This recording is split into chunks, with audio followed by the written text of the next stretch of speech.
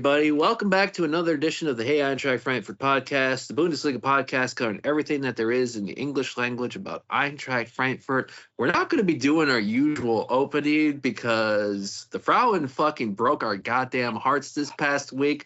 The monitor put us in the right path, and there's going to be some news that we're going to have a special update on some membership stuff that took place recently. But we will get into that. And joy and anger, it's going to be biased. There we go. That's close enough.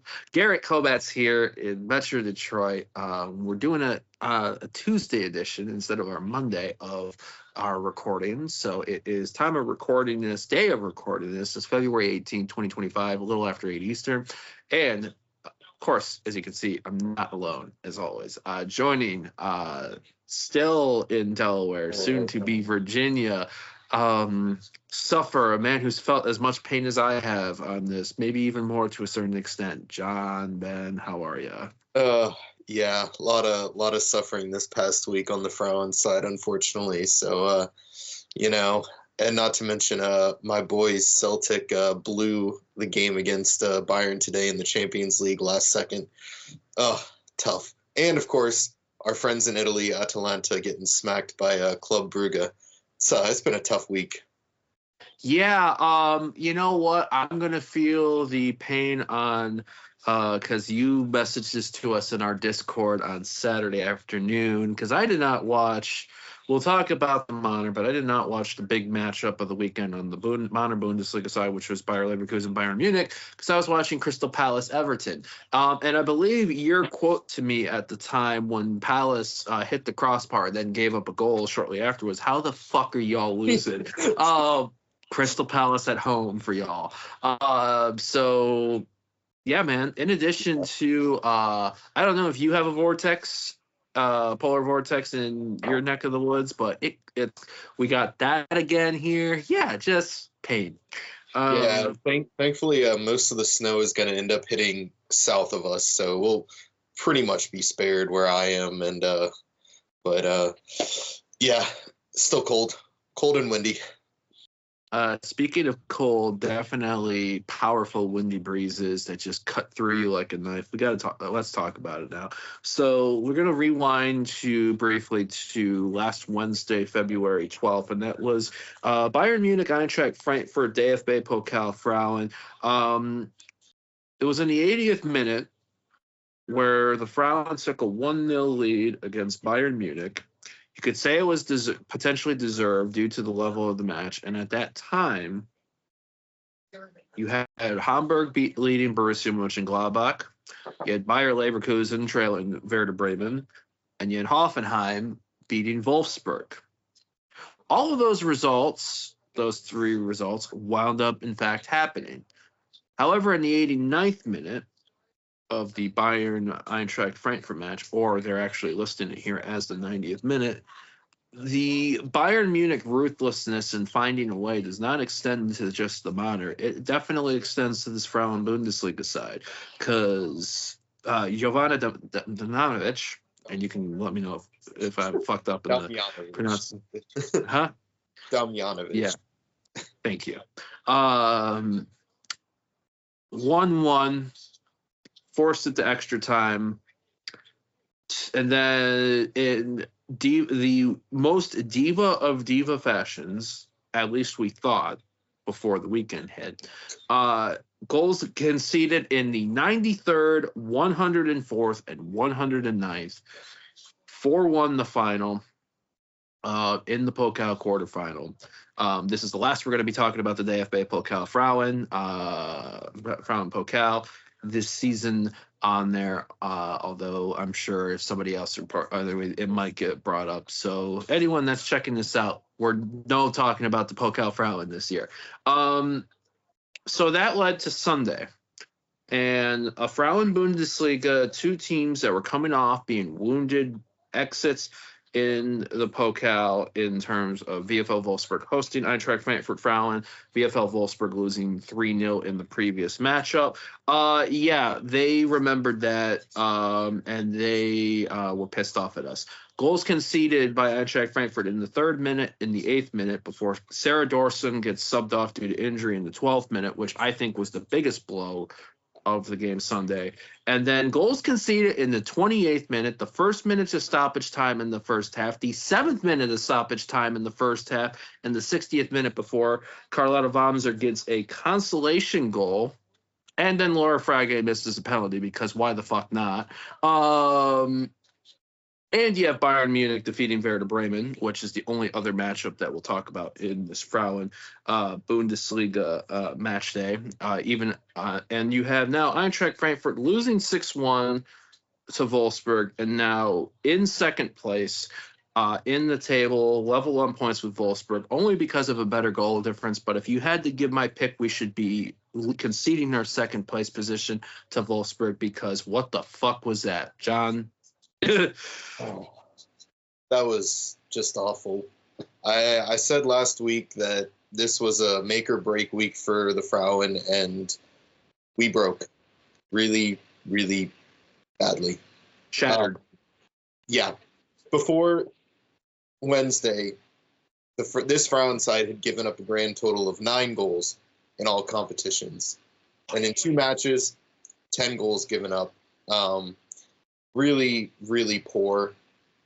The match against Bayern was okay for most of it. Bayern were the better side, but there were spells of possession for us. Freigang had a chance that she didn't miss by much on that could have put us up 1-0 a little bit earlier.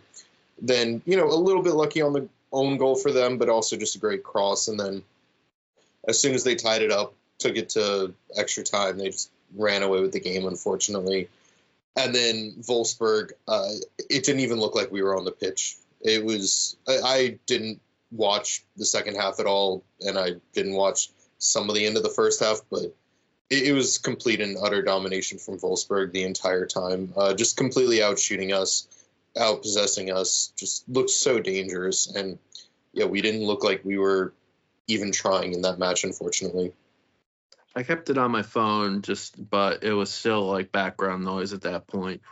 And I hadn't seen us play like that. The last time is something I saw us play like that was the loss last year to RB Leipzig after losing to Wolfsburg, where we just looked like we had that defeated mindset. And I don't know if it was just like legs and just the limitations of our squad and just everything coming to. I've been talking in our Discord circles about when Bayer Leverkusen lost to us a couple of weeks back, the wheels came tumbling off for them. They've lost or drawn, maybe one draw in every other matchup they played since then. Yeah, and sense. And I'm wondering, were we due to get one draw for Leverkusen, and that was the Essen match? Mm-hmm. Was this going to happen to us eventually? Like one bad result and the wheels are going to come off? If it was going to happen, it was going to happen in these two, where you lose a really emotional game against Bayern, and then you go up against a Wolfsburg side who had also just come off of a Pokal defeat for the first time in 10 years. They've won the Pokal for the past 10 years. So we will get a new winner with the Pokal this year, probably Bayern at this point.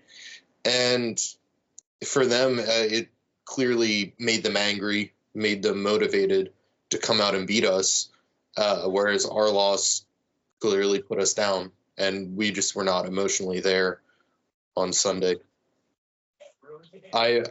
Thankfully, I guess the one time we'll be happy there's an international break is right now, because we get the next week off from Frauen Bundesliga. So hopefully when we come back from that, the players can be a little more back in the right headspace. Matchday 17 will be Bayern versus Wolfsburg on March 14th. That'll be one to look at outside of us, provided that we don't complete it. We can rebound from these painful 2 matchups. And Frankfurt, Frauen, Bayern Munich is Matchday 19 in the Frauen Bundesliga. I will ask you this: Will that match be of potential good or bad impact for us by the time these two teams play each other in Matchday 19, or will the Frauen Bundesliga have been decided essentially, and we will not be one of the people deciding that? No, I don't think it'll be decided at all at that point.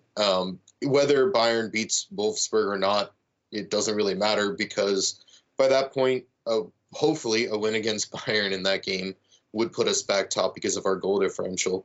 But we got to get to that point. We got to see how we play when we come back from the international break.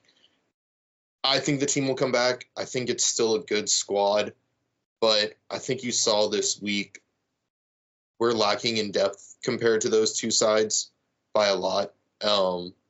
And it's just everyone having to play a lot of minutes throughout the course of the year, even though it's only 2 competitions, not 3.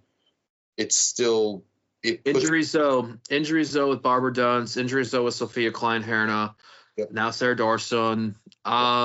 This is where you start to really feel it.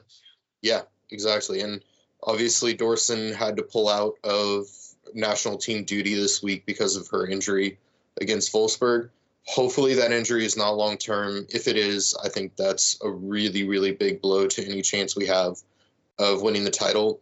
But Klein-Herna actually took her spot on the national team roster, so hopefully that means she's closer to a full return. I don't believe she played any minutes against Wolfsburg. No reason to put her on later. I know she played some minutes in the previous game, though, so hopefully she can come back soon, because we definitely need her back in that defensive line.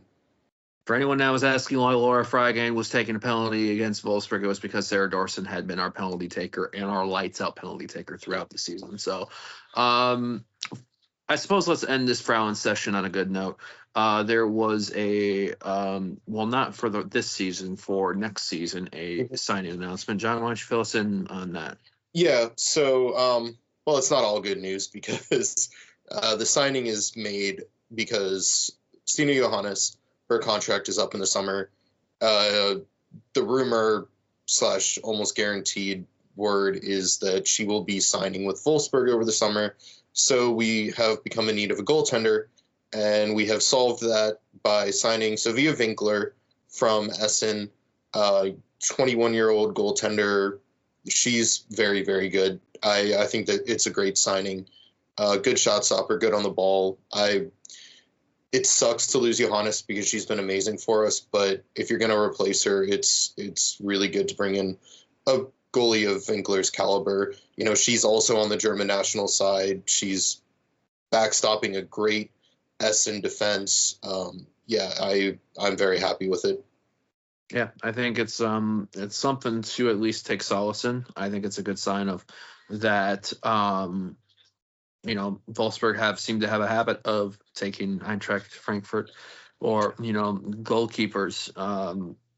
So it's now the tradition. You were talking about SKSS and 18 goals conceded in 15 matchups this year, while only scoring 14.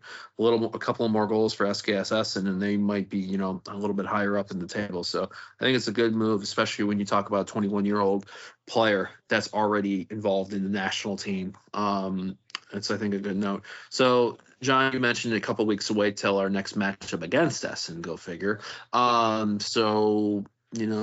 We're spared from this pain. We got it out, I think, at a relatively decent pain on there. We're not even going to talk about Euro Adidas kit reveals, because that lit a fire in your ass like I could not believe. And no, I do not believe the Eintracht Frankfurt Adidas kits are going to be that gaudy, because bespokeness, buddies. Hashtag 3stripe life. So we got that out of our way. Let's now go into a traditional joyous segment for pretty much, I think, most people, unless you're a suffering sports fan coming off something, and that is hashtag what are we drinking? John, weekend imbibements, current imbibements? Current imbibements. Got the Hofbrauhaus Hefeweizen, so don't have the correct glass for it, as I've only got clean Sapporo glasses here right now. But fine choice, though. It's good beer, so I'll take it. Yeah, I do enjoy a good Sapporo as well. And I'm not just saying that because of Daichi Kamada and or Makoto Hasebe, but or Ramina Shiva. There we go. I had to make sure she was included in that. But also solid choices. I am currently rocking a nice hearty glass of skim milk. Just because it's Tuesday evening and stuff, and I've had a shit ton of caffeine today. I don't need any more. But what we're going to do also, this is going to be what we call a little bit of a longer session of hashtag what are we drinking, because what we are going to be doing, if you see us disappear from camera a little bit, is because you are going to be seeing producer Nathan in St. Louis, kind of as similar to what you might have seen us do last year around this time. Last year, producer Nathan kind of gave us an update on what was then the current situation with Bundesliga supporters reacting to the then investor situation that wound up not happening. We recently at Eintracht Frankfurt, the club, there was some membership elections, things to vote about, issues to vote on. So we are now going to shift over to producer Nathan in St. Louis to provide us with a brief recap on that. All right. Thanks, Garrett. So the members of the limited company Eintracht Frankfurt Football, or Eintracht Frankfurt Fußball AG, that's Eintracht Frankfurt Fußball Aktiengesellschaft, they met earlier this week for the annual 6-hour meeting. There were roughly 1,300 members in attendance. Matthias Beck, president of Eintracht Frankfurt, could not attend due to illness. Get well soon. So Vice President Moritz Thaimann spoke on the growth of membership. Eintracht is at 150,000 members. The success of the professional football programs has resulted in this exponential growth of the club membership numbers in the past few years. The club grew something like 50,000 members in the last 3 years alone. That's kind of crazy when you consider where we came from. When, for instance, when President Peter Fischer took over in 2001, the club stood at 5,000 members. That's 145,000 members. So the growth rides on the back of the success of the club in the recent years, and the club has endeavored with this meeting to make sure that future success is less speculative and more assured. So there was one big measure up for a vote, that's the capital measure, and then a few other smaller ones. But to get the important one out of the way for me is the clarification of the purpose of or mission of Eintracht in society. So this is what they put forth to the members. The association acts free of political party, ideological, or religious ties and is committed to the free democratic basic order. It actively oppresses unconstitutional, xenophobic, and anti-Semitic efforts and attitudes, as well as any discrimination, in particular based on nationality, ethnicity, religious affiliation, gender, age, sexual identity, or disability. On this updated language, the members in attendance voted 95% for the new language. Fuck that other 5%. Now, hopefully they can put this language into action with the Nazi flag in the Nordwestkurve. Just saying, it's good to see our Eintracht standing for our values. I put it to action. Members also voted for a 20% increase in annual membership dues. There was nothing that I saw in reading about this that made payments easier for international members. Folks may still have problems with that. Sorry, Chris. And now on to the flip side, though. Let me make a note. The €18.99 lifetime membership holds strong at $18.99, our founding year, and I highly recommend it. So now for the capital investment measure. With any capital measure, there is a little concern, or a lot of concern, about voting rights and outside influence. As the club sees it, this measure will ensure the vision of Frankfurt and make it less susceptible to outside investor influence. It's super important. Seeing the present landscape of Eintracht is helpful here to describe this. So Eintracht operates on a buy low, sell high strategy for building success. Returns on this strategy have been very successful, as we just saw with the sale of who is that? I guess this guy called Omar Marmoush. The future goal is to increase the voting power of the AV to 75.1% of the Eintracht Frankfurt AG voting shares. Increasing equity means buying shares. The EV currently owns just south of 68%. With the closure of the deal, they'll nudge up to 70% with the transfer of the voting shares from a shareholder block called Gude Investment Company and a few others. Some will give Gude will give capital in the form of a loan, and some other investors will give Eintracht 15 million euros, and the club will pay back the investment in 5 years' time. So that's 15 million to start out with. In the short term, we take on a bit more, quote, debt to retain more control of the destiny of the club in equity. Axel Hellman, stated that this will allow the club to retain players for longer and therefore better improve the chances of remaining a top 5 club in the Bundesliga. So presumably, more equity in the club gives it the ability to keep players for longer periods of time by offering them more incentives for staying. Not that I understand why they would need any. The members in attendance for the capital measure voted 78% in favor of the plan. So here we are. All seems good with the runway for the future of Eintracht Frankfurt and the men's and women's sides. So I'll send it back over to Garret and John for a way more interesting discussion about Eintracht men decimating Holstein Kiel over the weekend. Back to you guys. All right. Thanks, producer Nathan, for all of that input. Appreciate on there. You are spared from, I think also this last Frauen week has spared you from your experience earlier in Bremen until the next trip that you do. So we have covered the painful part of the Frauen. Now let's talk about and we've talked about the things we slightly enjoy and hashtag what are we drinking. Now for something that's really enjoyed us, the return of a happy Eintracht Frankfurt manner weekend match days. Before we get into that, let's go do our brief around the Bundesliga, leading us into what was the Eintracht Frankfurt manner matchup versus Holstein Kiel, which was match day 22 in the Bundesliga. And it started off on Friday very favorable for Eintracht Frankfurt in the form of Augsburg 0, RB Leipzig 0. In fact, the matchup, when I looked at the highlights, Augsburg are going to rue some chances that they did not take to get all 3 points. I'm not going to do this in order on Saturday because John knows why. I got to poke some fun. So we're going to do this from Tippspiel to the morning.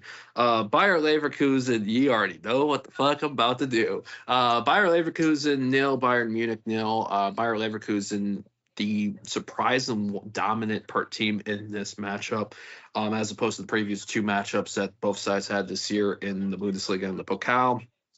However, they did not get anything in the goals. So unfortunately for them, that is honors even. Real quick, in your opinion, does that solve and wrap up the title race, or is there chaos left in these final 12 match days? I think it pretty much does. I think Bayern has a possibility of stumbling for the rest of the year. Just I don't think they're playing great right now, but they're so far ahead. Leverkusen really had to win that game in order to have a chance to win the title. It would take quite a run, a really great run from Leverkusen, which we can expect out of them, although they are focusing on Champions League as well. Bayern obviously would have to go on a really, really poor run, which is also possible because they also have Champions League. But I just think the lead is too much at this point. Bayern very, very lucky to get out of that game with the draw. No shots on goal, completely dominated all game. Leverkusen, I'm kind of surprised they didn't put in a striker earlier. Boniface didn't even use. Schick was only put in until late. 91st minute, I believe, is what, because I heard Alejandro Moreno go off about it, and you know what? He was actually right in that. I feel fucking dirty for saying that. 3 out of the last 4 Bayer Leverkusen Bundesliga matches have been draws. Yeah, they've just drawn too many games this year. It's the story of their season. Yeah. So we have that. VfL Stuttgart had a 1-0 lead against VfL Wolfsburg. However, Wolfsburg scratched and clawed their way back. Goals in the 77th and 87th minute. And dare I say, Wolfsburg had deserved that, the way that they was, from what I was seeing in that matchup. We talked about this match being a good one for the neutral. Union Berlin, Borussia Mönchengladbach. Union Berlin 1, Borussia Mönchengladbach 2. Tim Kleindienst once again on the score sheet. St. Pauli, Freiburg. Also somewhat entertaining. A late Freiburg goal in the 88th minute via St. Pauli own goal sees Freiburg get a big win. You know what? I'm going to go to the two Sunday ones because I still want to poke fun at this Saturday one. The last one on Sunday was Heidenheim 0, Mainz 2. Heidenheim looked okay in creating chances, but Mainz were clinical. For us right now, I know Heidenheim had a big Conference League win to start off like one of their tie, but is it, too much ground to catch up with, or is it now do whatever they can to remain in that playoff spot for promotion relegation? Yeah, I think that the gap has just widened too much between the bottom 3 and 15th place Hoffenheim right now. You're at a 7-point gap. That's really, really hard to make up, especially if Heidenheim does at least get a draw on Thursday and continues on to the round of 16 in the Conference League. It's going to be hard for them. I just don't think Bochum and Kiel quite have the ability to go on a really good run of games to make up that point difference as well. Hoffenheim, yeah, they've got their big problems off the field, but they still have enough talent to get through. St. Pauli is playing very good football. They just can't score goals, but it's still enough to eke them out a safety position in the Bundesliga. So, yeah, I think for Heidenheim, it's do what you can to finish in the playoff spot and hope you don't have to face one of the really, really tough teams from the Zweite, because almost all of them in that race are very, very good. We'll do a brief slide to mention now that you mention it, because we do enjoy talking about how chaotic that fucking league is. And you talked about Heidenheim, and that's because they are the first matchup between Werder Bremen and Hoffenheim in Hoffenheim this year. Hoffenheim had a 3-0 lead in the fall of 2024. Werder Bremen scored 4 to come back and win that. Werder Bremen jumped out to a 1-0 lead, but then Hoffenheim scored 3, a big away win, 3-1. All right, Ruhr Valley time. I'm sure if the Dortmund contingent of the 50+ donor podcast and Discord listen to this, they're going to probably be like, tell us we should totally get banned. I don't give a fuck. This was joyous to see to start my Saturday off. VfL Bochum 2, Borussia Dortmund 0. Ha! It's glorious. You know what? Bochum has always been a really tough side to beat in their own barn. Their home support is incredible. They play really tough, compact football, and god damn it was good. It wasn't that they got lucky goals. Yeah, they made the most of their possession that they had and were the better side. Yeah, and it's just compounding on the misery of Dortmund this year. I can't believe they beat Sporting 3-0 in that Champions League match, because it's just not gone their way this season at all. The likelihood of them making Europe now is very low. They're still in it because all the teams in that race, which there are a lot of, kind of beating each other up, but they're at the bottom of that race right now, and it's really not looking good for Dortmund this season.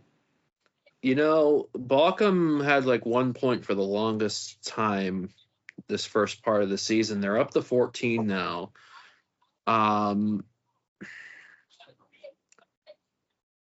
I don't know if they'll wind up doing another. They've had a habit of doing some Great Escape stuff for some slow starts. Yeah. Like especially them in Heidenheim. If you need a Hoffenheim or St. Pauli complete collapse, but it's really intriguing to see what this team will do, because whatever they do, they are going to go down swinging. Yeah. For sure. And, it doesn't also surprise me that they came out with a really slow start and have kind of figured it out a little bit, they lost, 12 players over the offseason, I think it was, something like that. Including Kevin Stuger, who was their, rock. Exactly, yeah. So they lost almost their whole starting lineup and had to rebuild from nothing. And it's kind of working. I still don't think it's going to be enough for them to stay up, but who knows? They could also easily end up in that playoff spot. It's really tight now between the bottom three, and it wasn't looking like that early in the season at all. And one final thing on that: how much do you think that support of theirs is guiding them in this process too? It's massive. Their support at home is off the charts. Honestly, I think it's one of the better atmospheres in the Bundesliga. One of probably the most underrated, because you wouldn't, most people don't really know about Bochum or think about them, but their support is fervorous for sure. I think for our American contingent, a lot of people know about St. Pauli in there as far as the idea, especially sociologically and ideology. VfL Bochum is very, very similar to St. Pauli in terms of that. So, but that is enough for there. And also they had Gonzalo Paciencia, which housed him for a bit, and he's always Eintracht Frankfurt family, no matter where he goes. Speaking now of our dear Eintracht, I said he's in Japan now, though, right? I think. Yeah, he's just enjoying everything like that. May he enjoy some fine ramen or yakiniku or whatever, or anything on there, or even Sapporo, as John has mentioned from his glass. Now we'll go to the middle of Sunday, 11:30 a.m. Eastern yesterday.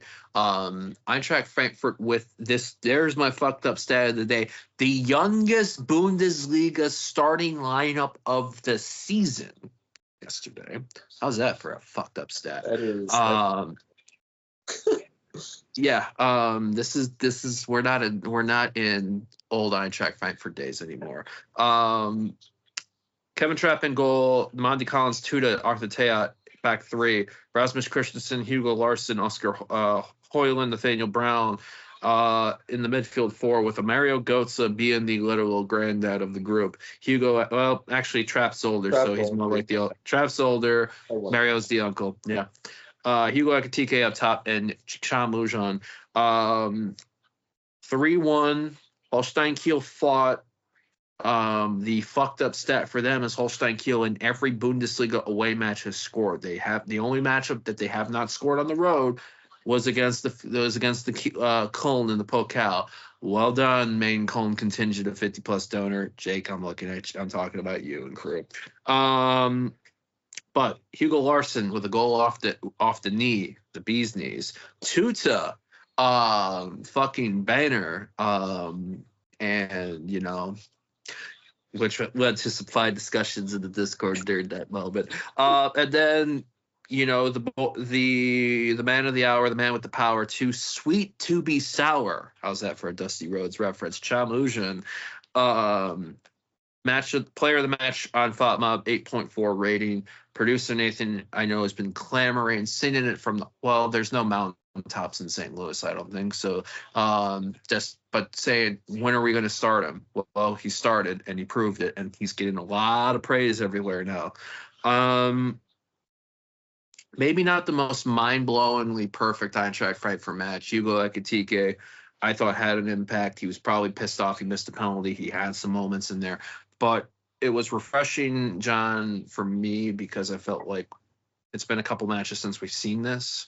And getting back in the groove. What were your thoughts? Yeah, no, it was a great performance. The first half was complete domination from us. Yes, they did have one chance that they really should have scored early on in the match, but that was their only real chance in the first half. And we go into halftime up 2-0. Yeah, it could have been 3. Ekitike probably should have scored on his penalty, but maybe a ball don't lie moment on that. Penalty kind of harsh. His hands out, but is it unnatural? I don't know. And then, Cham Lujan gets the biggest gift ever, slots it home perfectly. Kind of take the foot off the gas at that point. 3-0 against Kiel. I think everyone's thinking, all right, they're probably not going to come back and score 3 goals. They probably should have had 2, but that's okay. And come away with a nice 3-1 victory. Good match overall. Unfortunate to see Hoyland go off injured. Hopefully that's not too serious. He went down early in the match, stayed on, and then, went down again and had to go off fully. So that's never a good sign. But great to see Larson and Tuta get on the scoreboard. The knee goal was beautiful, honestly. And then Tuta unmarked slots it in perfectly as well. He scored in both matchups against Holstein Kiel this year, didn't he? Yeah, he did score in the first one. Yeah, kind of weird Marmouche set him up thing. Yeah, that's right, he did. Another fucked up stat, and to think about that, 2 goals both against Holstein Kiel. That's fucking bonkers to say the least. What do you think of Elahi coming on in the 71st minute? Had probably his longest cameo yet this year for Eintracht Frankfurt. Did you know anything on there, or was it too much over and wrapped up by then for him to really get something? I think it was very much we weren't playing to score as much at that point, and I can't say that I really noticed him too much. Honestly, at that point, I was also not paying as much attention to the match because we had it pretty much wrapped up. But yeah, it's just it's fine. It's whatever. It's 20 minutes. It's hard to do a lot in those 20 minutes. Now, at the same time, we've brought him in as a record transfer. Maybe you'd like to see more out of a player in 20 minutes, but when everyone else on the pitch isn't giving their 100%, because let's be honest, we weren't for the last 20 minutes. It's hard to do everything on your own. So I'll wait and see what to say about him until we see him in some other games that have maybe some more meaningful minutes. Tuta also had an assist in that first matchup against Holstein Kiel. So 3 contributions. Yeah, 3 contributions of the set to regarding the 7 goals that were scored in both those matchups. I think, I've been lamenting the last couple of match days where either Stuttgart or Leipzig both dropped points. We weren't able to capitalize against Hoffenheim. We weren't able to capitalize against VfL Wolfsburg. And to be able to get that back, I think, is very rewarding on that, especially with what's coming up. We'll talk about Matchday 23. Before we go into the Bundesliga table, I do want to briefly mention the Zweite, just because it's fucking bananas. We witnessed something.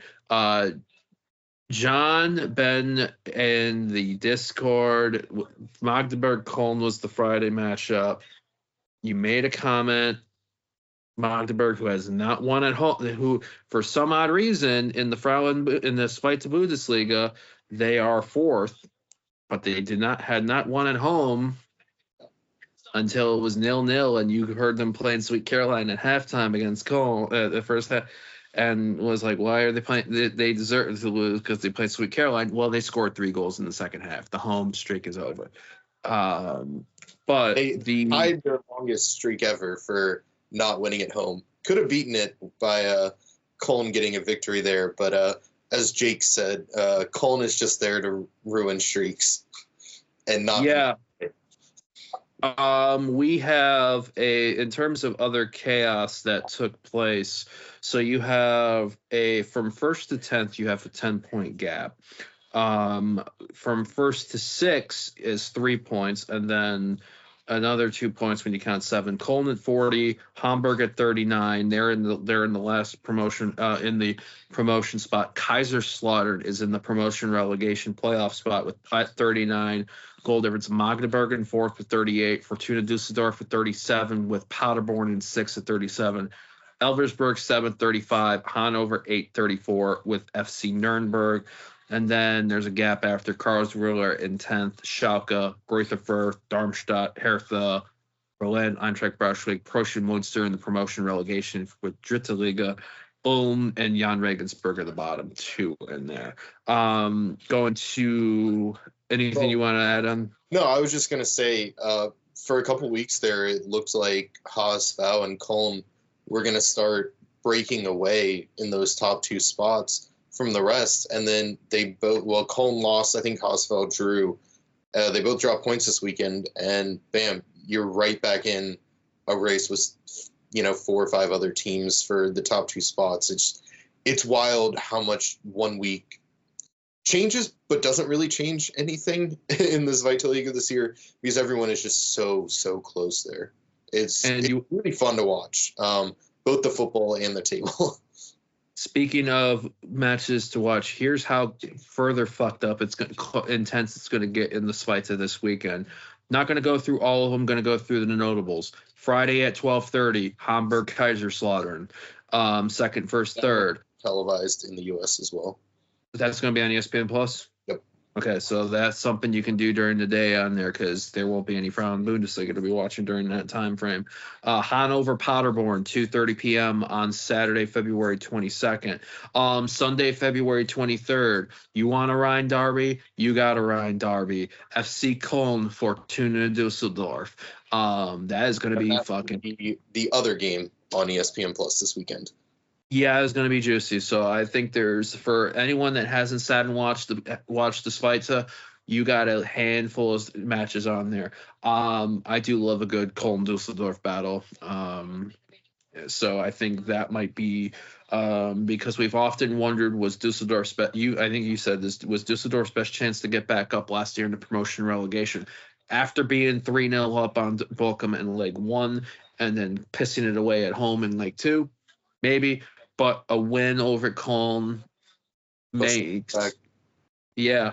There's a lot of juiciness. Magdeburg goes on the road to a place that Magdeburg has been really, really, really good on the road. They're at Karlsruhe.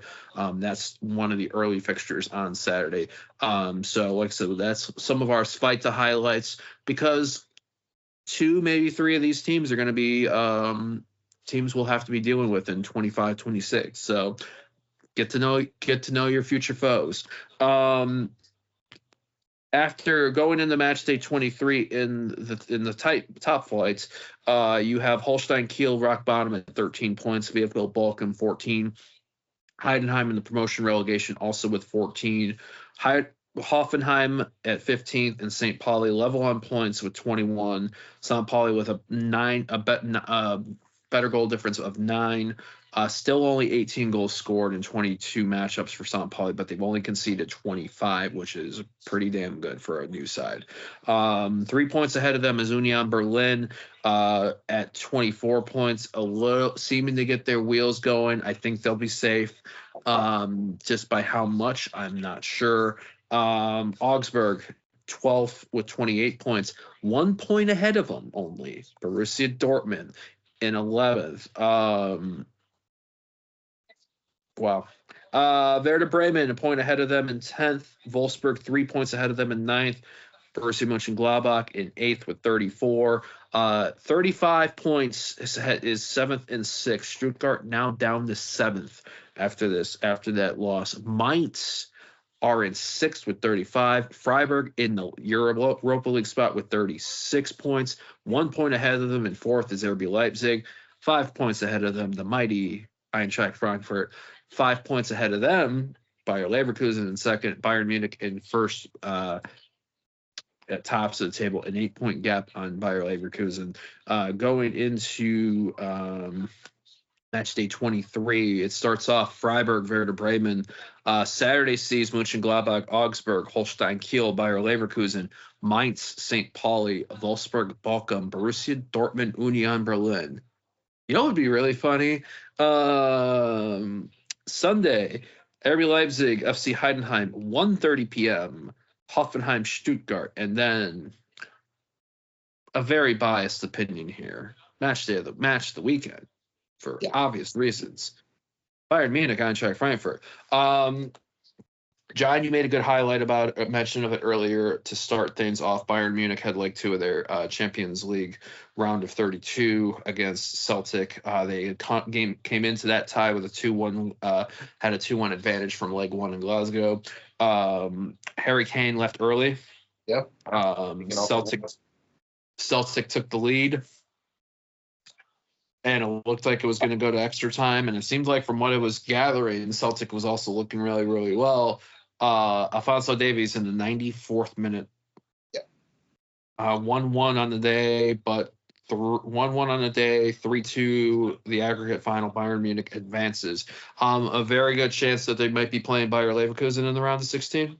Yeah, it's either Leverkusen or Atletico Madrid, I believe. I can't remember exactly, but yes, Leverkusen is one of their two possible opponents. So we'll find out on the draw, I believe, on Friday. But at the same time, yeah, Bayern, that's 3 games in a row now. They have not looked great. Both matches against Celtic, especially today's match, they did not look good, and they looked obviously atrocious against Leverkusen. Harry Kane went off after halftime. That was their sub after half. Kingsley Coman comes on for him.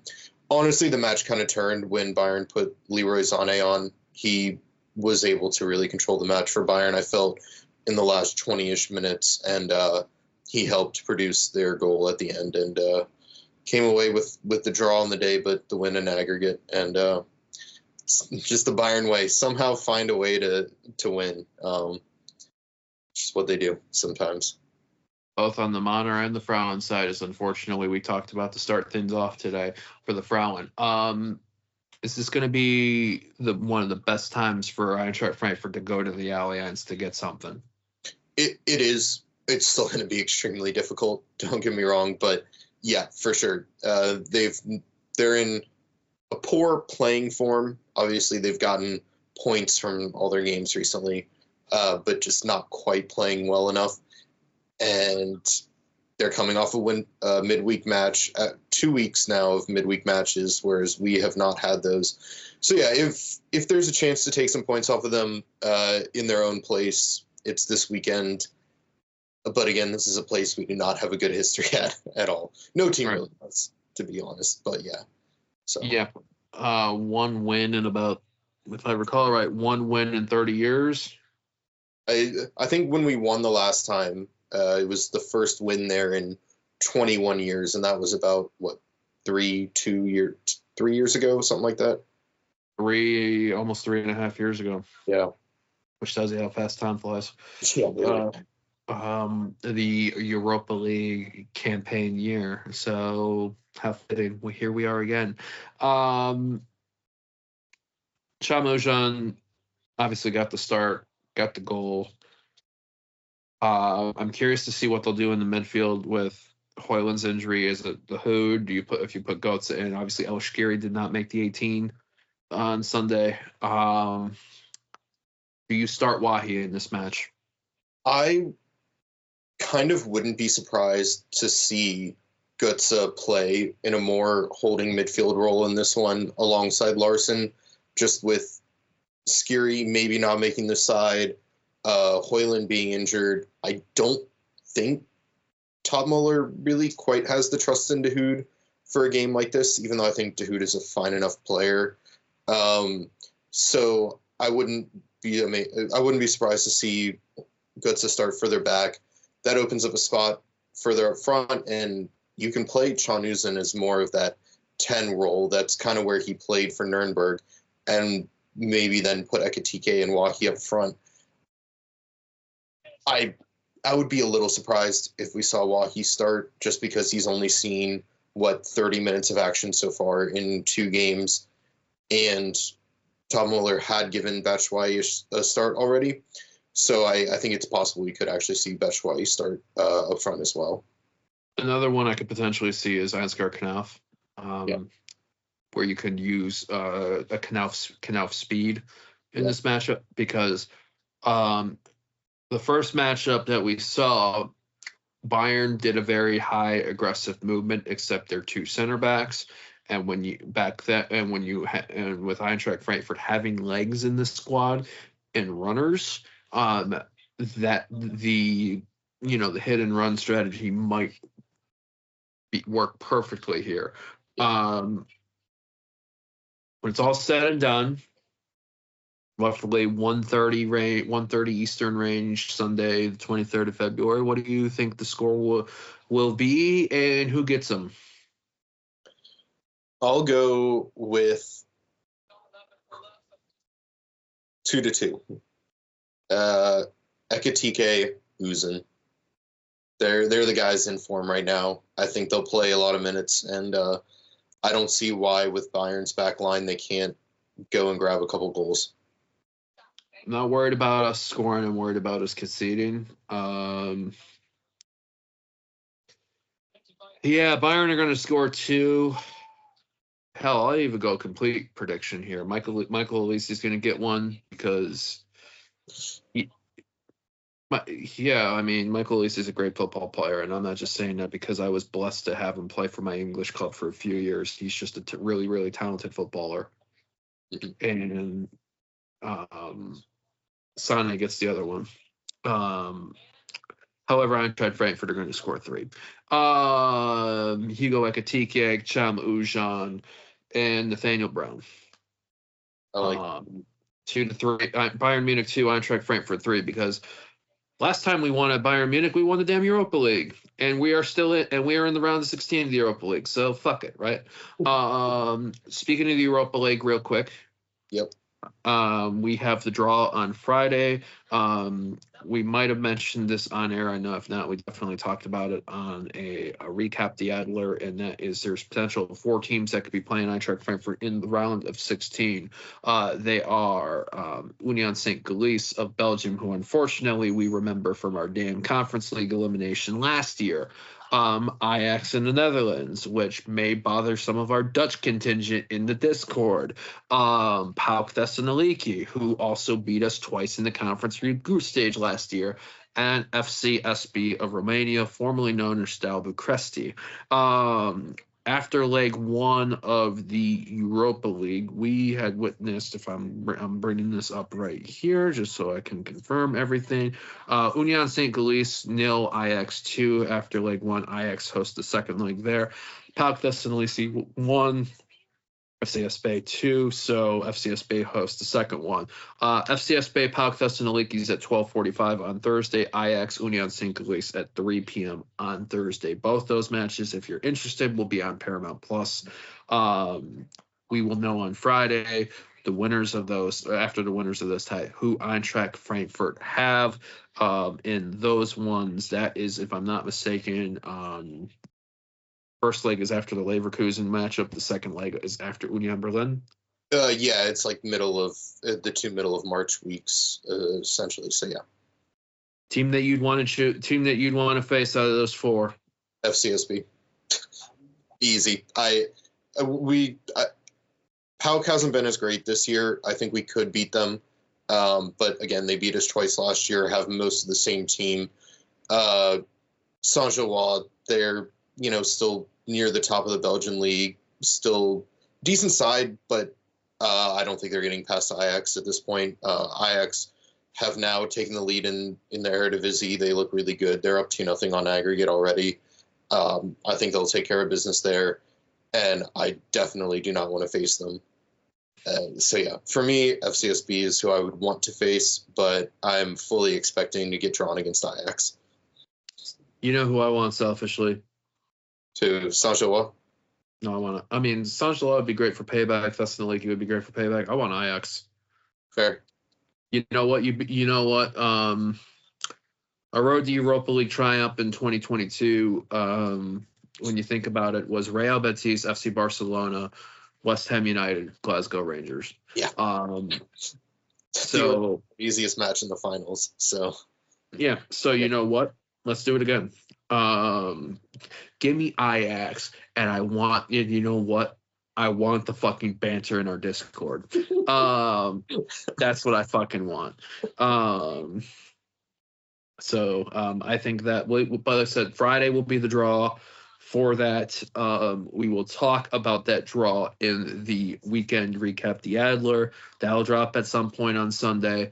That's all. I'm not doing no fucking separate videos for our draw and that stuff on there. I will only do separate video stuff if it's like some special Frauen moments, or we see some more details on the next year's kits from Adidas.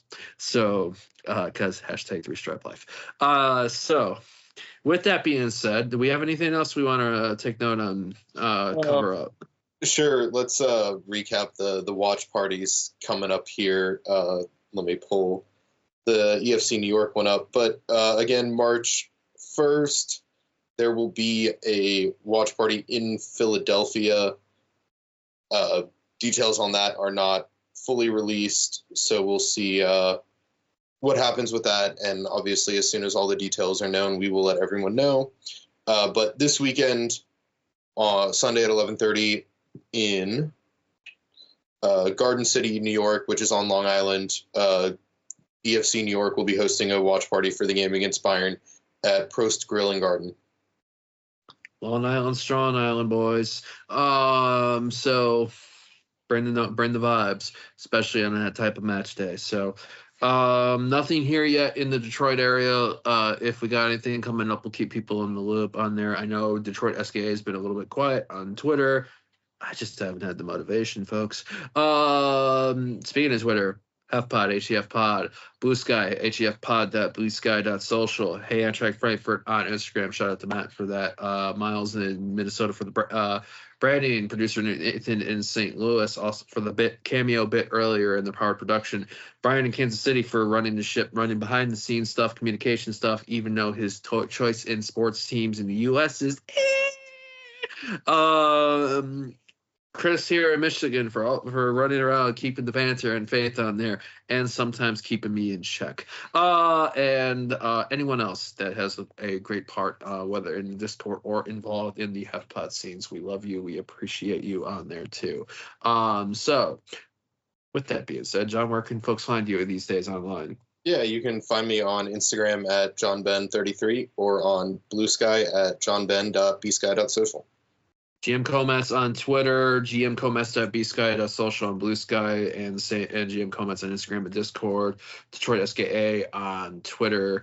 Maybe we'll pop something up, bring it back to life this weekend, depending on things. So I think that is essentially good enough things to wrap things up tonight here. We appreciate everybody else for checking out another edition of the Hey Eintracht Frankfurt podcast.